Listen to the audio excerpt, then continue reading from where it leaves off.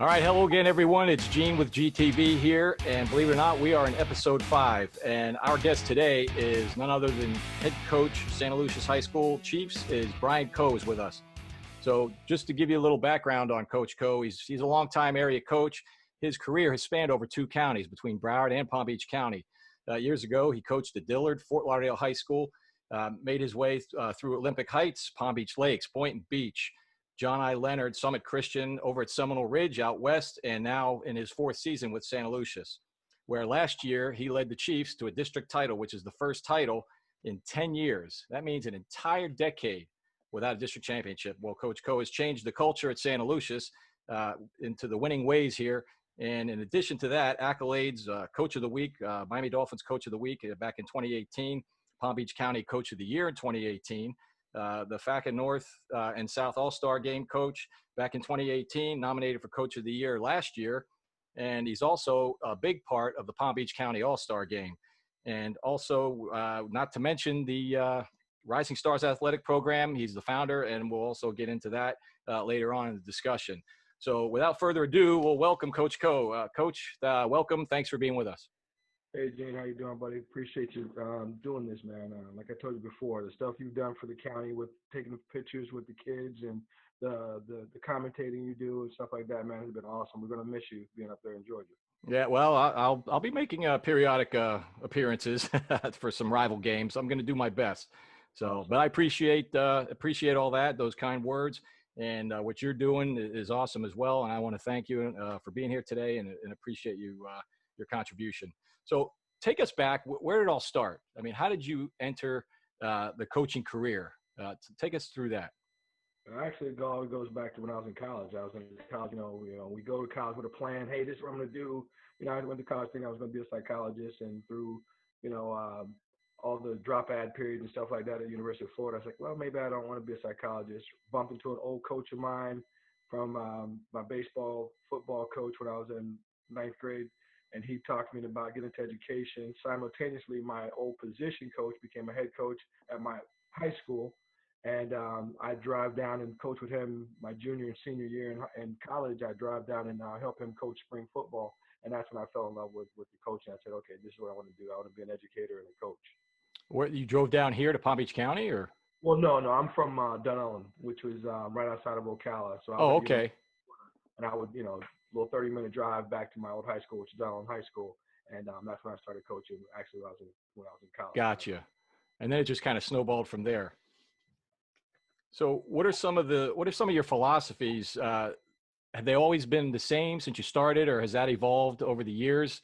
Talk about your philosophy as a coach and how you relate to the players and how that's evolved over the years. Basic philosophy goes all the way back, like I said, it goes back to high school. I mean, playing for Richard Kennedy, who's in the Hall of Fame coach here in the state of Florida, playing for him and the rules and regulations, the discipline, the structure that he instilled in us, which we hated at the time, didn't realize what was going on, but that was a common core through society at the time anyway. What you did in college, in high school, is what you did at home, what you did in the community. It took a village to raise kids, and through all that, those core values is what I try to instill upon our kids that we come in contact since I've been coaching. Just be true to yourself, be true to the organization, be it your family unit, be it your class unit or your team. And that's, the core of what we try to teach our kids is just, be true to that, and everything else will take care of itself. Okay. So, and that makes perfect sense. So you come to Santaluces, you're entering your 4th season. So, almost 4 years ago, you come to Santaluces High School. What were some of the challenges early on to try to establish that culture? The basic thing, we have good kids. That's first and foremost. I mean, they're not perfect, but nobody is. But we have good kids. So that was the easy part. The next part to that was getting them to understand and believe in each other. I mean, I tell people all the time in the football community, it's like, yeah, we don't have many football players, kids that grew up playing or live it, watch it, and do day-to-day, dream about it. We have kids that play football. We don't have football players. We have kids that play football. The little difference in that is that they'll do what they feel comfortable doing, and they're trying to get them out of that comfort level to say, hey, don't worry about me. Don't worry about the principal or anything. You play for each other. And once we got them to do that, I mean, they were able to do the things that they did now. And I'm just so proud and blessed to be a part of the success that these kids have had. Right. Uh, so do you think that you have at least met or exceeded your expectations once you've established and put your roots in the ground over there with the Chiefs, with the Santaluces program? Is it something that are you on track, or have you at least met or exceeded your expectations? Yeah, I think we have. My whole thing is, like I said, if I was ever blessed to be a head coach again, um, I always said, hey, I just want to be in a situation to where we can impact the lives of some of these youth, and in doing so, have some success and have fun, out there on the football field. And I think we did that, and we changed the whole atmosphere when it comes to football at our school. Because before I got there, I think we had won 5 games in 3 years prior to myself and my other coaches getting there, and I have my hat goes off to them because the situation they're in, not being on campus. I don't have any on-campus coaches, and them giving up their time from their families to come in and help Right. raise the level of expectations and success. I mean, I ran into a guy I taught with at another school. His son was actually in the band at Santa Lucia's, and for him to take a moment to tell me, he says, "Hey, man, my son enjoyed football so much this year as a band member." He said for years it was just the band was the premier part of being there for the most part. Right. And for them to appreciate what these young men were able to do on the field and to give that type of hope for the school itself, that pride. I mean, that's awesome. Yeah. So going back to your coaches, you don't have a staff that's on campus full time. So what's that say about the commitment to your coaching staff, that they probably have careers outside of you know education, or at least at the high school level, and they have to make that commitment to be at practice every single day. And then we know what it's like on weekends, especially after when you're in the season and you're in deep. There's film Saturday morning. There's a lot of behind the scenes things that go on. So what's that say about the commitment to some of these coaches that are off campus? I mean, my hat goes off to these guys because I know our situation's probably not as unique as it feels at times, because it's hard now to get people into the coaching profession, especially here in the state of Florida, because of the well documented economics of it, the time commitment, and so on and so forth. And it's hard, especially hard to get young coaches in that who will be carrying the torch, you know, as time progresses. And with that obstacle to go in, when you do get some guys that are able and committed to putting in the time that we have to put in, I mean, it's a blessing to be able to do that. And it's obviously paying dividends, because last year you guys won the district title. So talk a little bit about that. In your third year, you actually win the district title, which it's been an entire decade. That's a huge time span from obtaining a district crown. So talk a little bit about what that was like, especially for off-campus coaches and the players, and what does it something like that do for the school? Right. Well, one of the biggest hurdles that most coaches have in this county is getting a kid to commit to the program, to be there, to stay um, as a part of their home school, so to speak. Just for them to stay there. And the core guys that we've had over the last 3 years were those caliber of kids. The character was such a high character kid. They didn't transfer. They didn't want to go anywhere. They stayed together and fed off of each other. And they pushed themselves and they worked hard. I mean, it's nice to get um, get the accolades as a coach, but any coach knows that if those kids that you're coaching don't put in the work that they do, it doesn't matter. It doesn't matter what we know as coaches. If our kids don't commit and believe in what we're telling them and believe in each other, the success won't happen. And our kids did that. So that was the beauty of seeing that happen for them last year. I mean, I was, a bigger fan of watching them go out there every Friday night and overcome adversity. I mean, and the sweet thing for them they beat a team for the district championship that they hadn't beaten 10 years as well. So that was a cherry on top of that cake for them. And I was just Wow. elated for them to watch and enjoy that. And that was a pretty big game.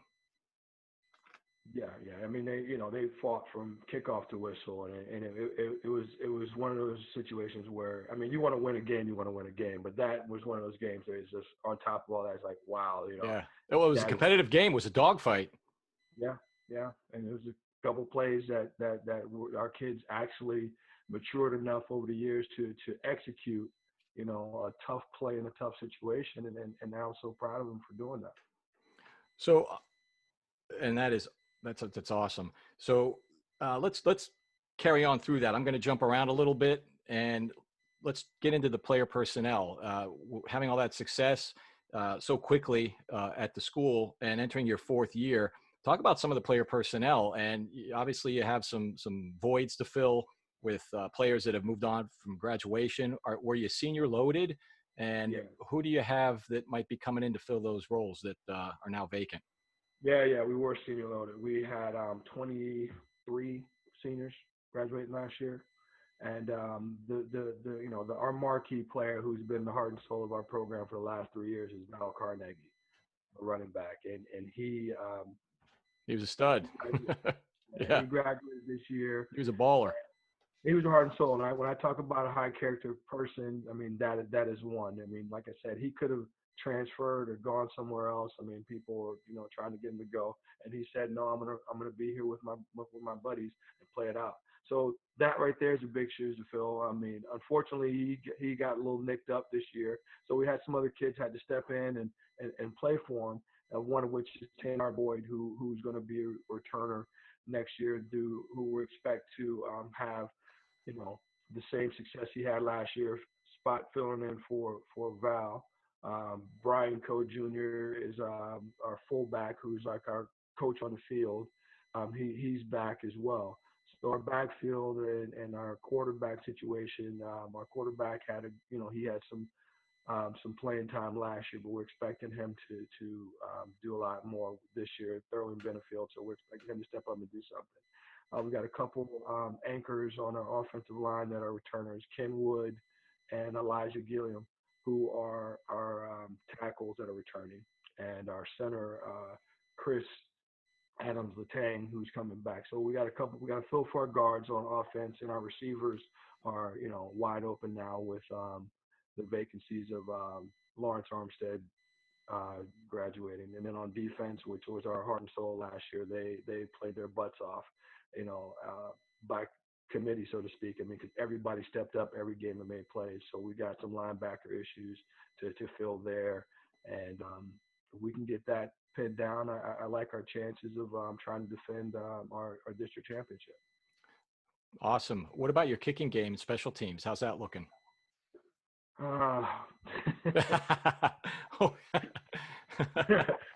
That's the funny thing right there. I mean, we do as best we can to make sure we don't give up any points in our kicking game. We just need somebody to put the ball in play, so to speak. Don't let them advance further than the 35-yard line, and then play football from there.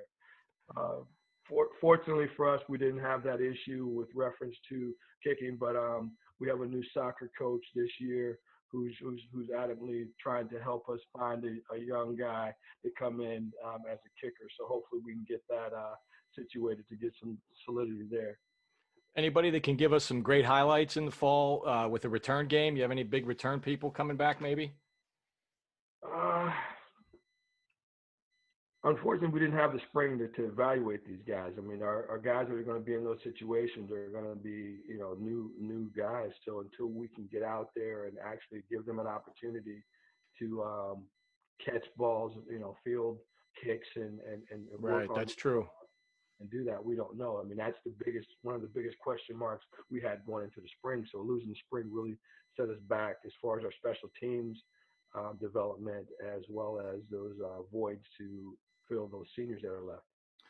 So since you mentioned spring ball or the absence of, talking to the coaches, previously, it seems to have impacted everyone. Not just the schools, coaches, but the players. I mean, the entire landscape of the sport, of all sports, of all student athletics across the country. Um, you had no spring practice, no spring game, so you weren't able to evaluate, player personnel. Uh, there's revenue that was lost, and this is I sound like a broken record because it's affected everybody, and it comes up in all these discussions. So you lost ticket sales, parking, concessions, and equipment gets beat up year after year, especially with a contact sport like football. So, what are some of the challenges ahead to overcome this? Because you still don't have start dates. We're waiting for the FHSAA and the state to give out some sort of guidelines of when you guys can actually start. So, talk a little bit about that.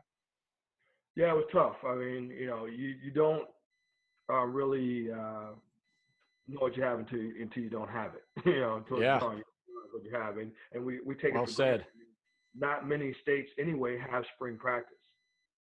Florida's one of the few states that do actually we do get to go out there and have spring practice, and we don't realize how valuable it is until now.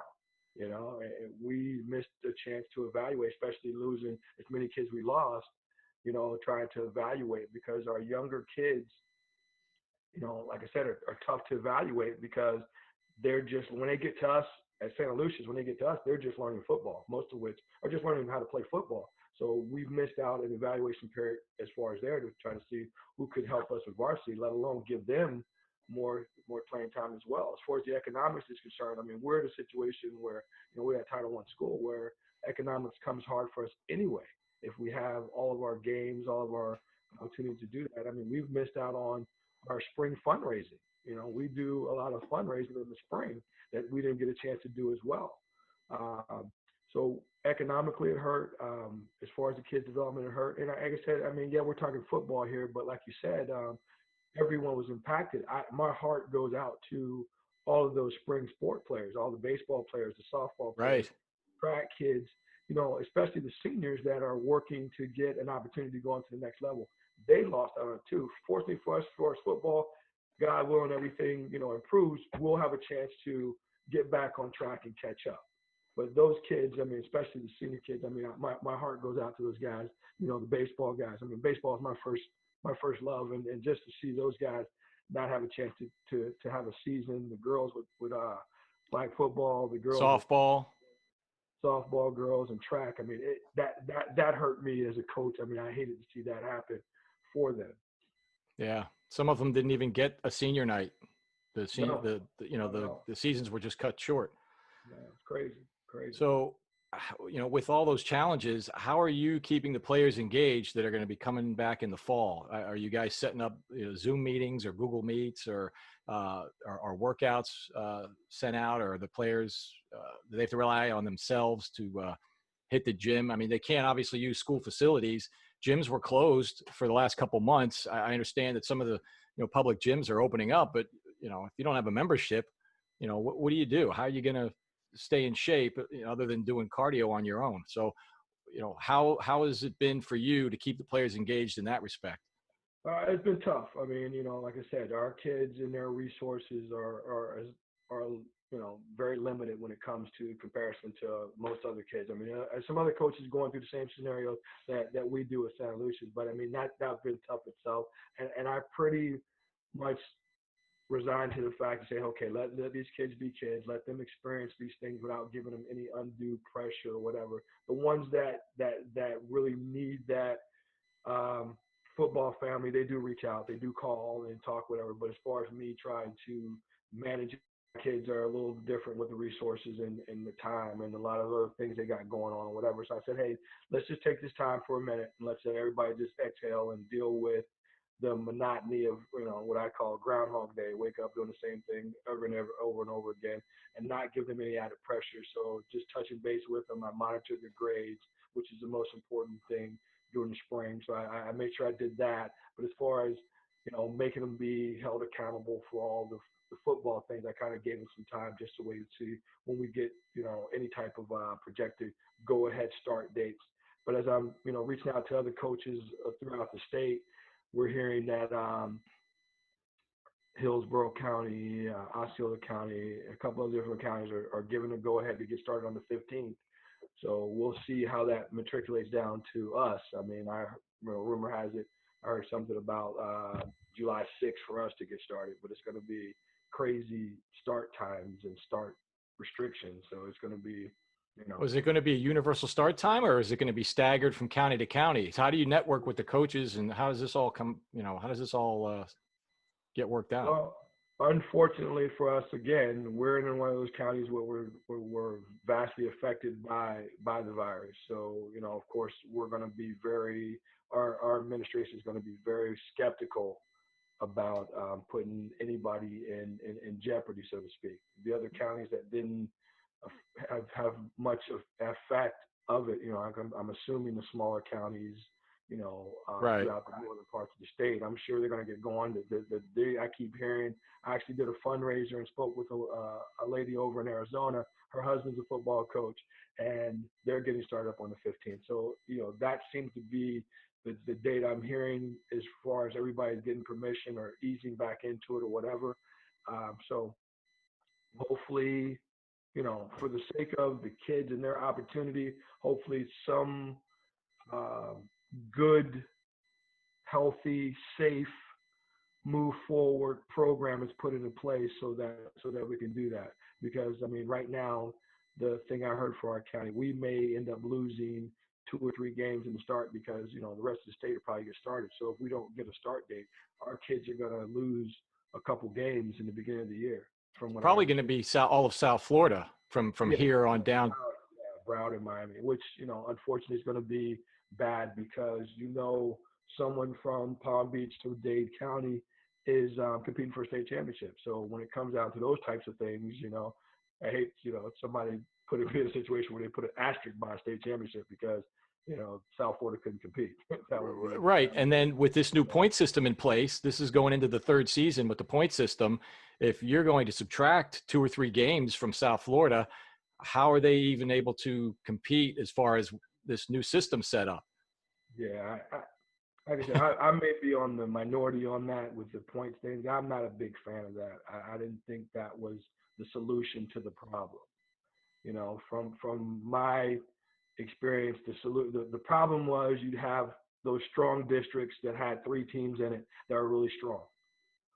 So you have a undefeated district champion, 9-1 runner-up, and then you'd have a third place 8-2, 7-3 team that didn't make the playoffs. Where you'd have the smaller districts would have someone that was 6-4 in the playoffs, and the quality of play wasn't as good. So I said, understood the problem, but I didn't think that was a good Right. solution, for that. I thought that they should keep the number 1 and number 2 teams, and then take out the bye week of the season, take that out, and then just add a play-in week with those teams that had those strong records, and then give them Oh, the point situation, if you will, strength of schedule, whatever. And so right. now that team that was in a strong district, so they're 7-3. So now they played a 10-0 team, they played a 9-1 team, and they beat an 8-2 team, or whatever the case may be. So now put them in the playoffs. I thought that would be the solution to That's an that. interesting perspective. That was just Yeah. my simple thing. Keep it the way it was. Number 1 and number 2 teams go to the playoff, and then add a wild card week. Just take the bye week out because most teams don't benefit from bye week. You got some people that have a bye week, week 2, week 3. What good does that do? Right. Fair For enough. me, it worked out perfect. I'm my bye week's like week 7, week 8, so that's perfect for me if I needed a break. But once you get going in your season as a coach, you really don't want that either because now you lose whatever momentum you may have going. So as Right. we took the bye week out, just made it a straight 10 week season, added a wild card week, if you will, and then went from there. I think that would have done it. That would have gave them more revenue because this is what it's all about. For the powers that be is making more revenue. That gave them another week of revenue to make, and then legitimately gave the teams that were stronger teams a chance to go in there. But Yeah. You bring up some very valid points.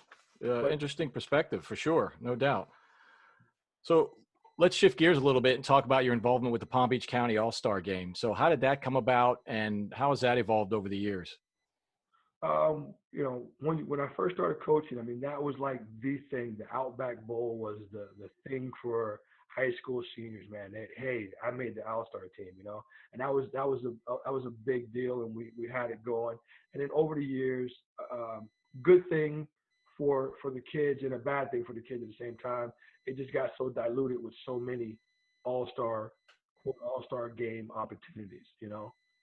And so over the years, it was ran by Scott Siegel, who did, in my opinion, a phenomenal job by it. You know, once he retired, um, I actually started with Mike May, who did it for years. He was the football collegiate football something or other organization. And Mike May, he started doing it back in the day when it was the Outback Bowl. Outback pulled out from it, and then Mike May kept it going. Scott Siegel took it over and did it for years. You know, himself when he retired, he let it go, and it was done for a couple of years, and it was almost about to dissipate.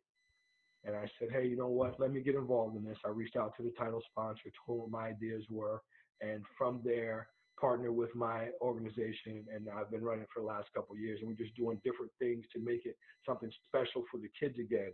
You know, like last year, we did the selection the same way, and then we drafted the team. So we had some kids that were on one team in a high school career playing against each other in the All-Star game. So I remember that. And at first I was like, I don't know what to, but you know what? It worked out. It was a good time. That was a great game. It was a good time.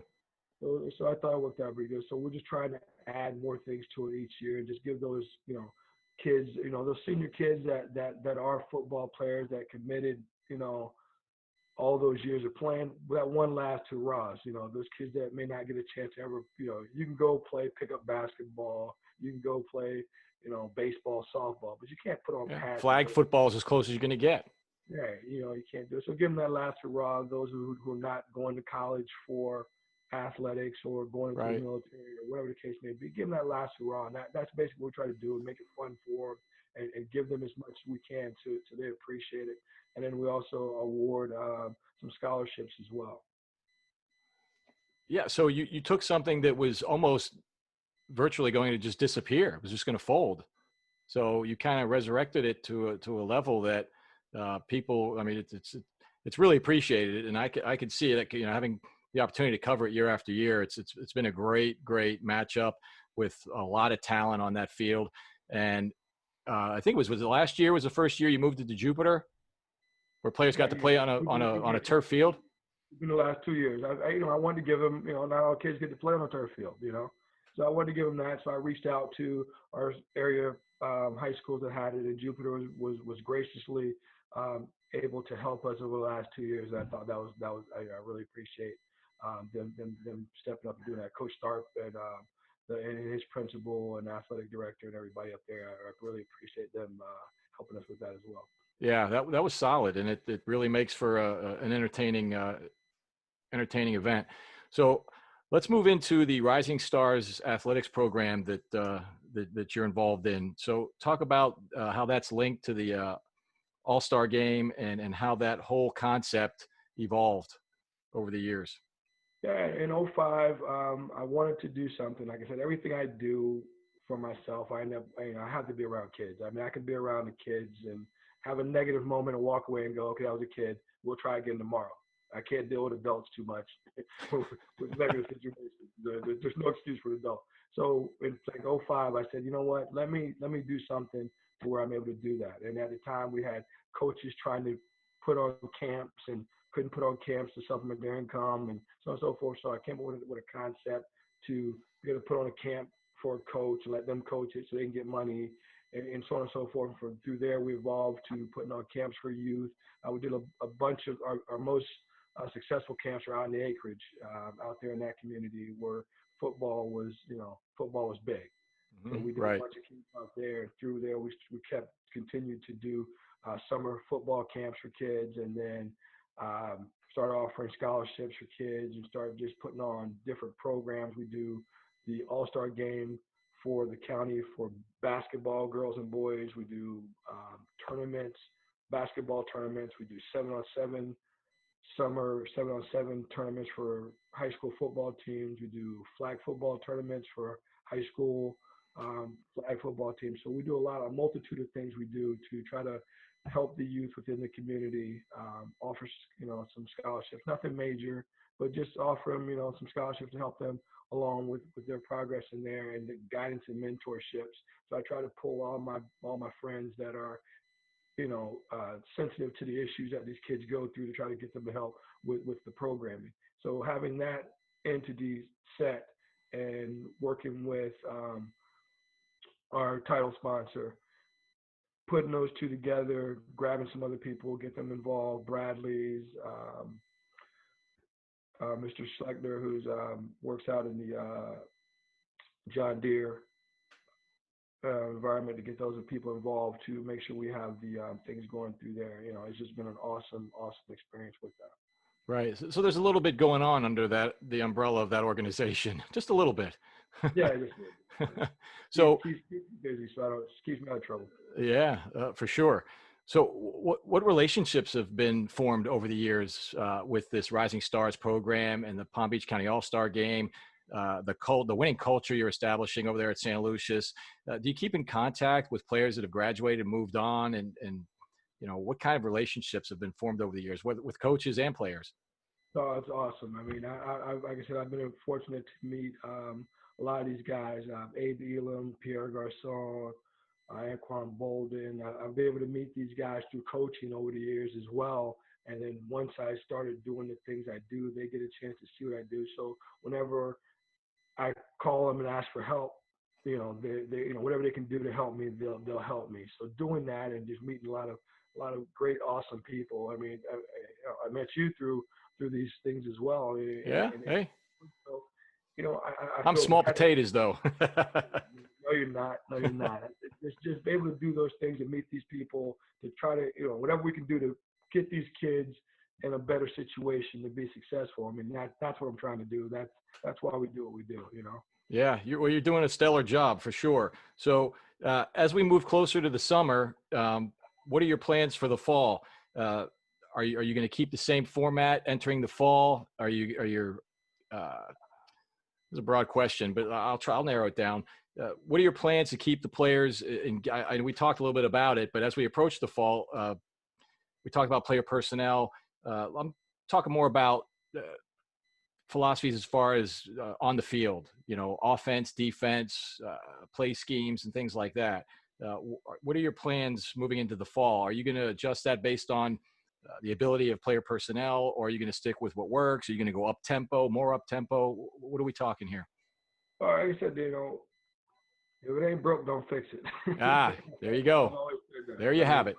But my whole point with that is, I mean, you're a fool if you think you can do what you do all the time and not tweak and make adjustments as well. So as we go through and as we get a chance to start evaluating our personnel, which we haven't been able to do that. Once we get a chance to evaluate our personnel, we'll be able to see what parts of what we do are going to be a solid part for us. I think our receiving core is going to be better this year, so in our quarterback situation has matured. Our quarterback has matured.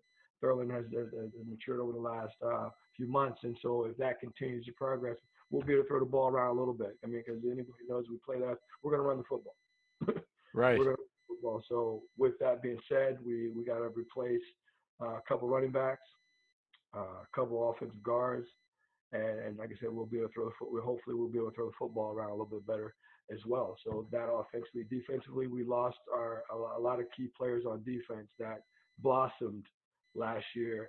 We got to replace some of those guys. We do that, and we want to tweak it up a little bit. My defensive coordinator retired, so that's going to be a big situation to overcome there. But we're going to run the same defense, and got a couple ideas of tweaking and molding a couple of things together to let our kids, play fast and put them in a good situation to be successful. I mean, that's our hope for that.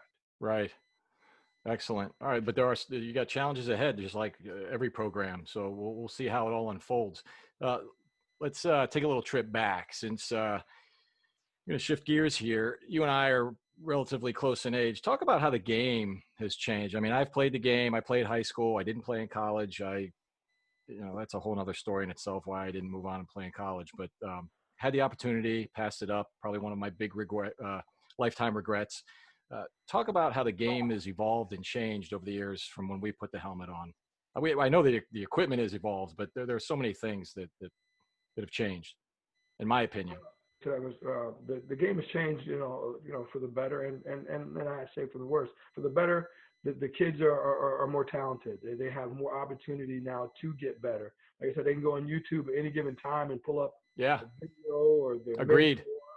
mentor, or a mentor, whatever, whoever's working with, and show them drills and stuff to get better. I mean, we didn't have access to that kind of stuff. Our coach had to teach us.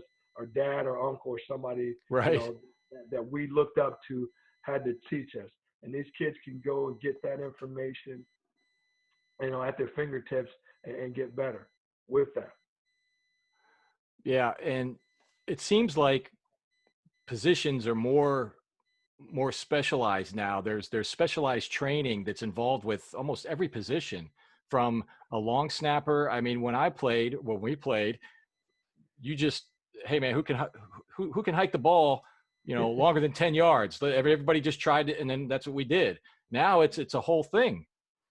Yeah, like I said, it's funny. I saw a kid over, the kid from Wellington. It was just funny to watch that he was able to get a scholarship for long snap. If you walked up to you right now, you thought it was like a preppy surfer dude or something, and he's going to college to be a long snapper. It was just a beautiful thing to see. I got a chance to meet him in person at the All-Star game as well, and the state All-Star game. So that was pretty cool.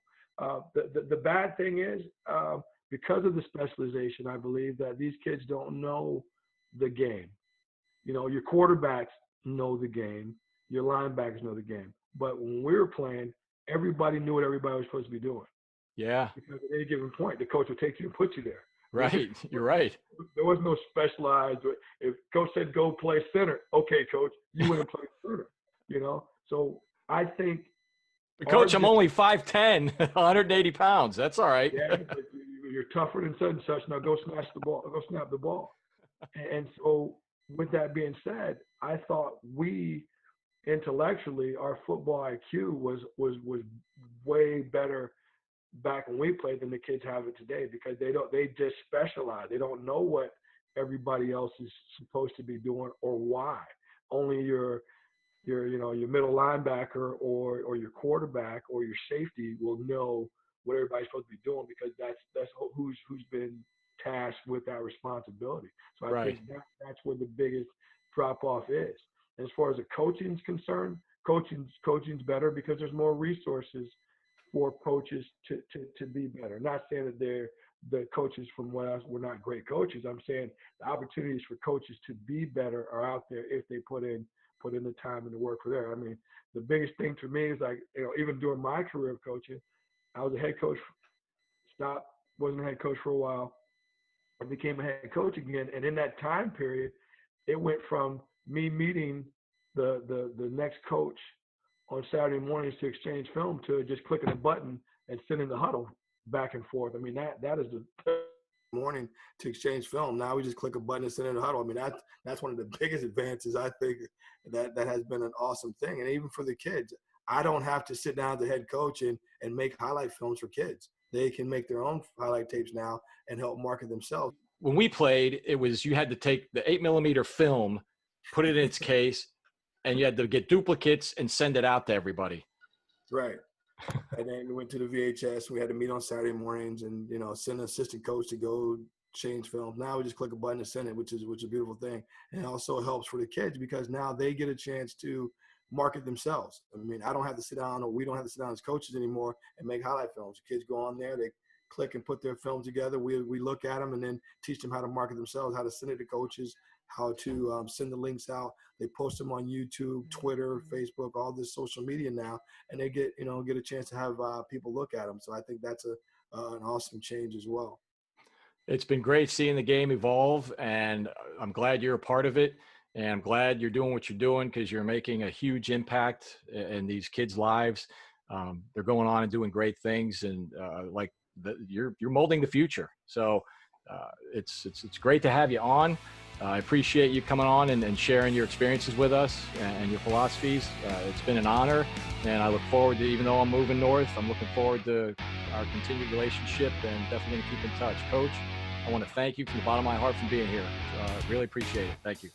Thank you, and thanks for everything you're doing, Jim. Like I said, we really appreciate all the footage, the coverage, and things that you've done over the years here in Palm Beach, man. Like I said, I really think we're going to miss out. We're going to miss you. Thanks. I appreciate it, and we'll see you next time.